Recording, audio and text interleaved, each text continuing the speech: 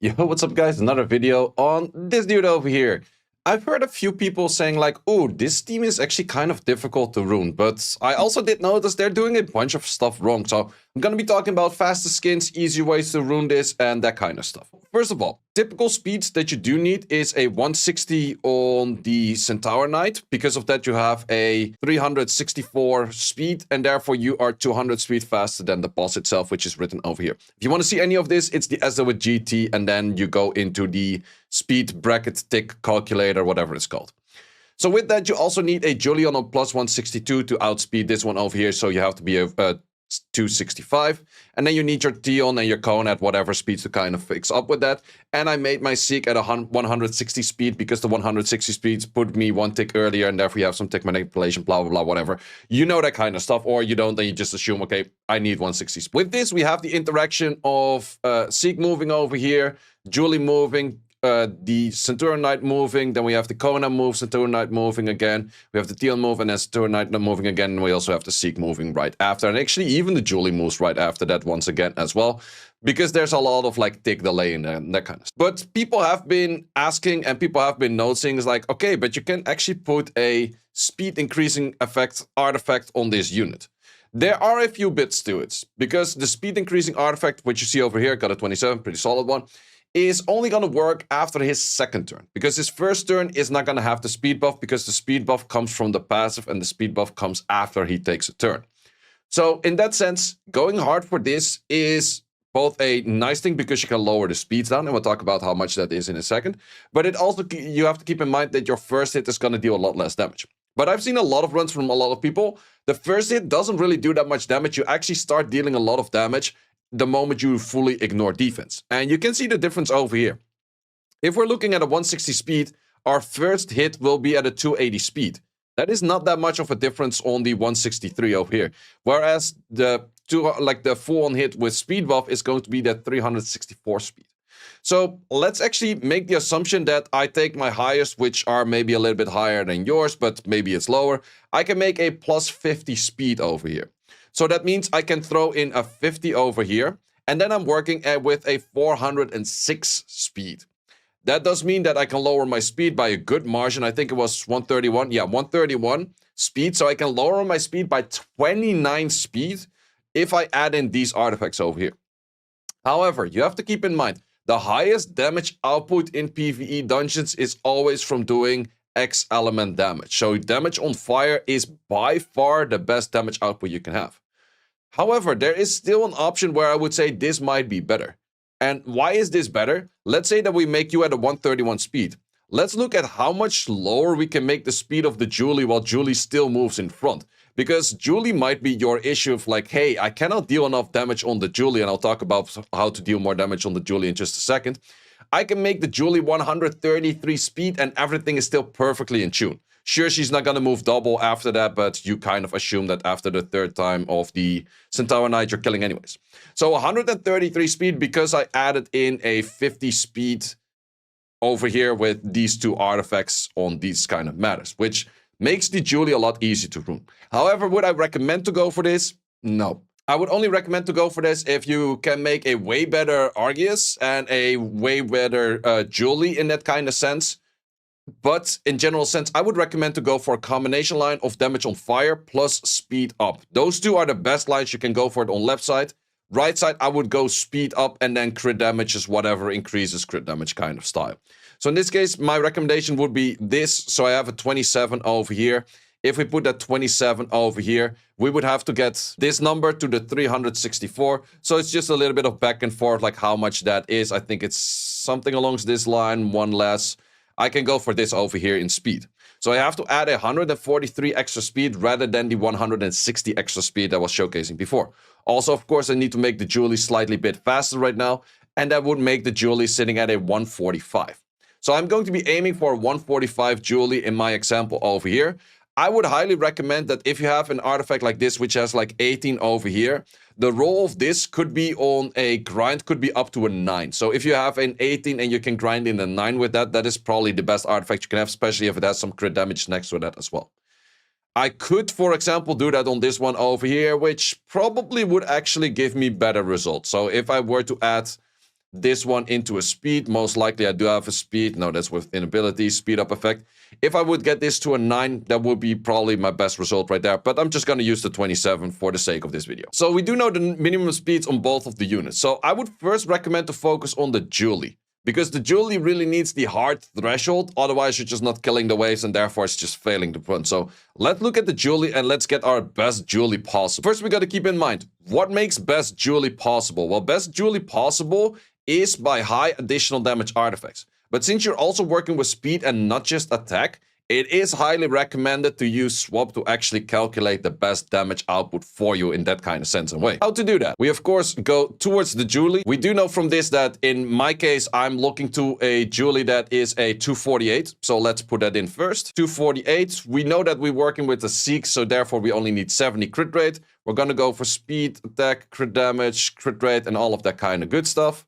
We're definitely maybe going for speed over here as well. In this case, I want to see Fatal, and this I could potentially go in for Rage as well, but I'm just going to go for all 3 and just see what happens. In the damage calculation, we want to go for as many fight runes as you have. You can add in fight runes over here in this thing over here, but personally, I like to just count how many fight runes I have and just drop that in here. That's, in my opinion, the easier way, but everyone their own kind of way to do things, right? So I will be working with Seek triple fight, Kona triple fight, Tion triple fight, which therefore gives me 72 extra attack. Then we also would have to know how much defense do these things have. You can, like, if we're really nitpicking, you can actually find that out as well. That's also over here. And if we go to dungeon analysis, over here you can select any dungeon, and any of those dungeons do also have then how much defense these things have. We have to go for the one with the highest defense and the highest HP, what would be this. So that's a 1337. Which we can also then drop in there. Then it will be the highest damage output, but we're not really counting in any artifacts as of yet. Also interesting to see that it's still going for crit rate, but that's because I had the crit rate too high in here. So if we were to push this for enough damage right now, I would recommend to put that on the plus 15. That would be the highest damage output on just plainly dealing the damage on that hit. But we're not looking at any artifacts yet. We do want to look at artifacts as well. Easiest way to do that is just go to the first build. Just equip all of those runes. It's just like a placeholder kind of starting point to start off with. And then we're going to be selecting this thing over here, use all equipped runes, so it's only going to go for the equipped runes that you currently have. At that point, we can also do the artifacts separately. If you do them together at the same time, it mostly gets kind of messy. What I would like to recommend is to go for flat attack on both, because that's definitely the highest output that you have. And now we're going to have the damage calculation over here with the highest damage. So in that kind of sense and shape or way, we're probably going to get the highest damage output artifacts for the specific build that we have right now, which does show, once again, additional damage artifacts by multiple lines, not just attack. It's attack plus speed plus everything, because I do have like a 14 and a 60 over here, but apparently the 0-2 still does a little bit more value than making this a 14 and that. So that's just how things work. Most likely this one is the... Oh, no, wait, that's a different one as well. I'm looking for the one that was the... Okay, it's actually a way worse artifact. Interesting. Or maybe it's just not finding it. Oh, wait, we're only using artifacts from this. Wait, my bad. Okay, now we probably do find it. Yeah, okay. So the 14 and 60 was the best one out there. Do have to untap to only use artifacts over there. So now we know our best artifact for this kind of build itself. So we're going to lock in that artifact right now. So equip the artifacts, and now we're going to do the reverse. So we're going to say it's like only use the current artifacts, and we're going to enable this one again to then see is like, okay, what is actually the highest damage output based on the right artifacts that we now have. And then you suddenly go to a different build because it is more scaling from any other kind of shape and way of things. So we could also set this to a certain number to make this a little bit easier to find. And let's push this number up to like 500. And that might be a little bit much. Let's just make it actually. So as you can see, it takes a lot more calculations, but we're already getting a lot higher on the bolts as well. I'm way overkilling it right now, but just giving you guys the idea of like, okay, how do you actually get to like the maximum damage potential that you might have on a unit like this?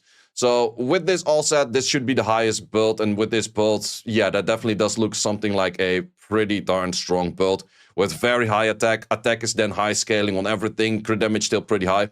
So that is the Julie we have. Sure, it's a lot of back and forth and it takes you a little bit of time, but once you locked it in correctly once, you're just done with it. So now we're done for the Julie. We would have to equip everything on the Julie. We'll do that in a second. The triple fight units are relatively easy because they just need the right speed, enough HP to survive. You can add some extra damage to this, but by all means, doesn't really matter that much.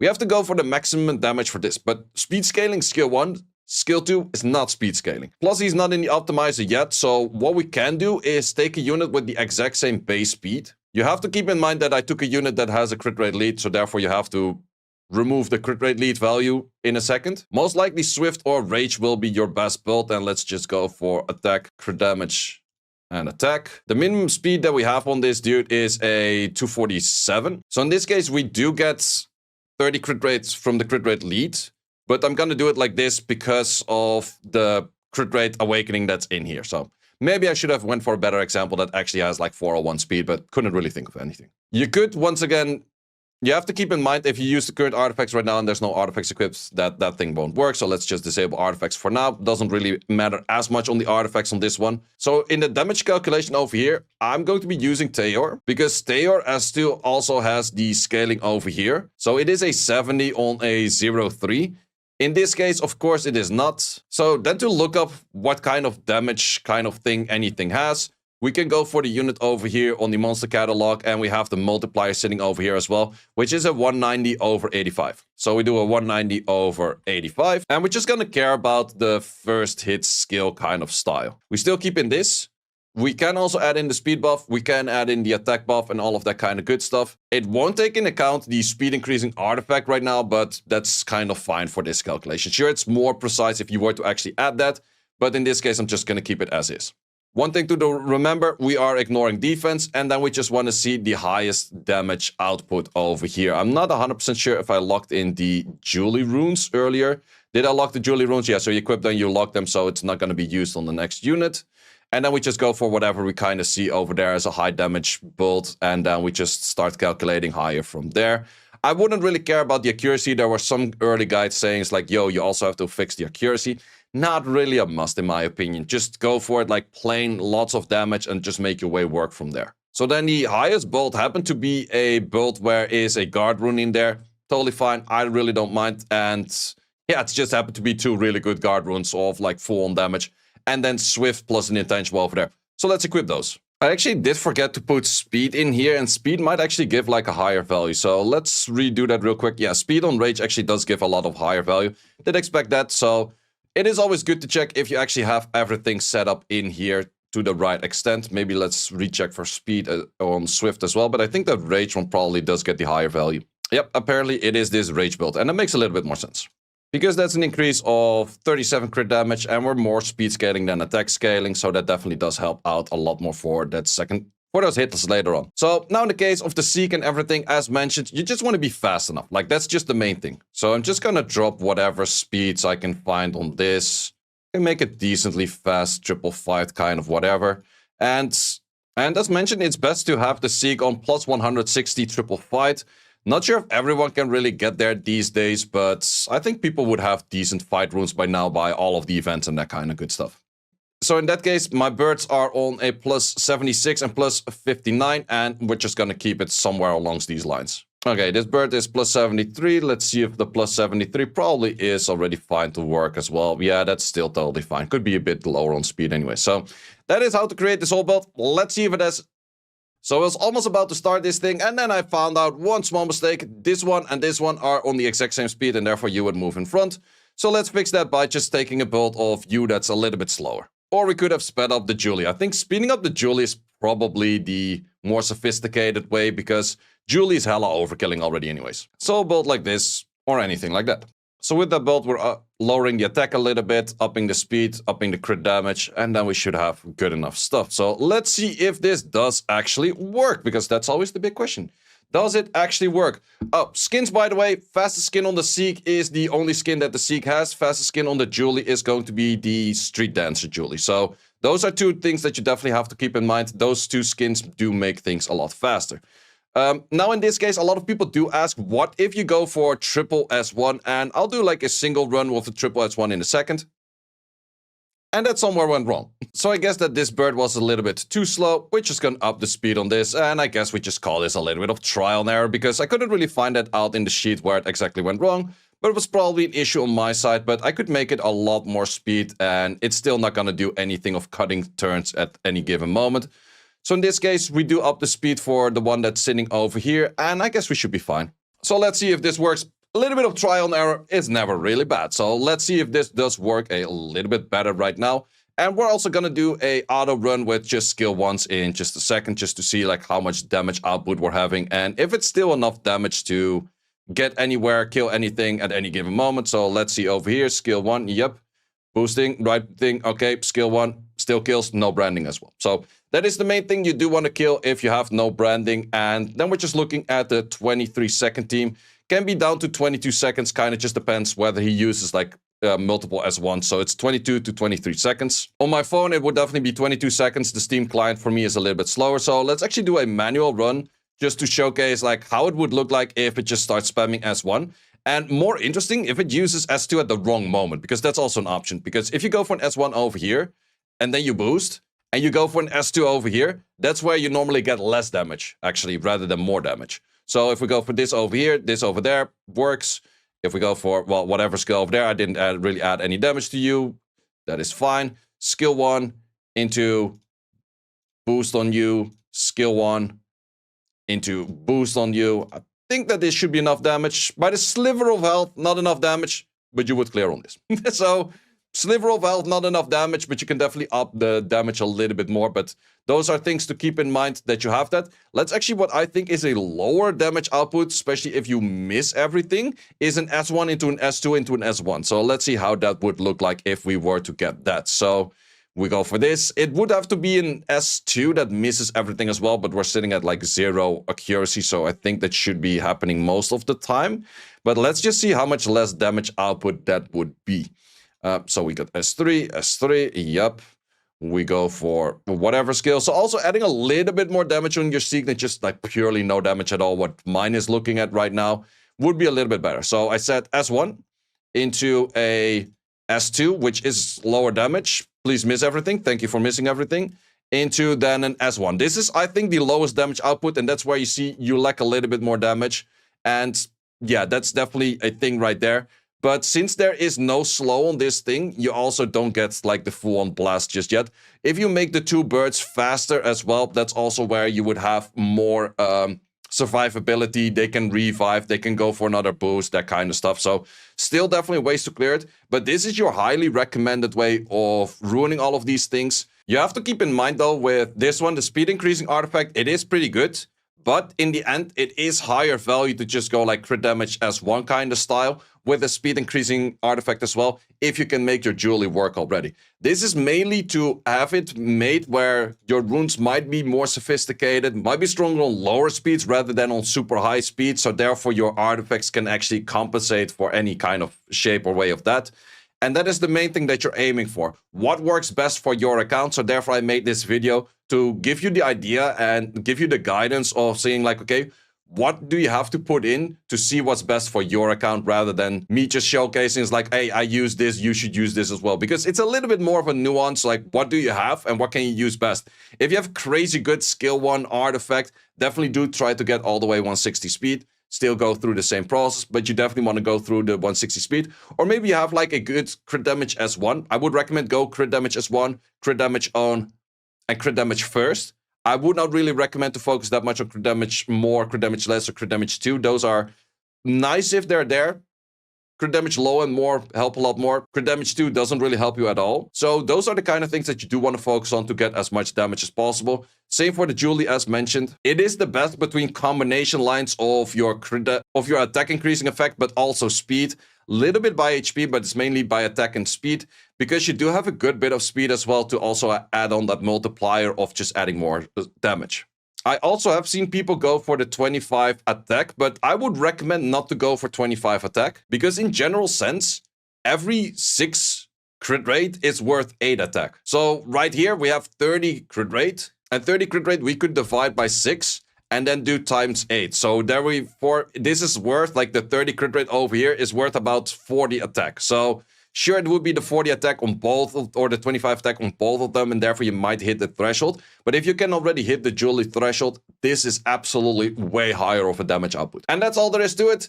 This guide will be probably used all the way until this unit gets nerfed or not. I don't know. I think that they should keep this unit as is. I don't think it's crazy OP. It is definitely a nice way of actually clearing this dungeon in a very effective way. Steel Fortress, similar style, can be cleared pretty effective with this unit right now. Siege and Arena, he might be pretty interesting. I will do an Arena offense on the Rush today with this unit as well, just to showcase whatever I can make with that. But yeah, this video is just to showcase how to rune up a dungeon team in general, I guess. But also, what are the fine tricks to make this a little bit faster, such as the Seek skin, such as the Julie skin, such as like getting the best artifacts working for your account. If you cannot make this team, biggest improvement is most likely the artifacts, because with these artifacts your Julie is gonna do a lot more damage, and with these artifacts, damage of fire, this thing is gonna do a lot more damage, plus the speed can help you hit thresholds a lot easier. Well, that was all for this one, guys. Thanks for watching. See you as always in the next one. Thanks for watching. If you would like to see more guides, join the Discord and check out the content tab for the guide video archive, which contains all of the guides that you might need. Hope to see you there.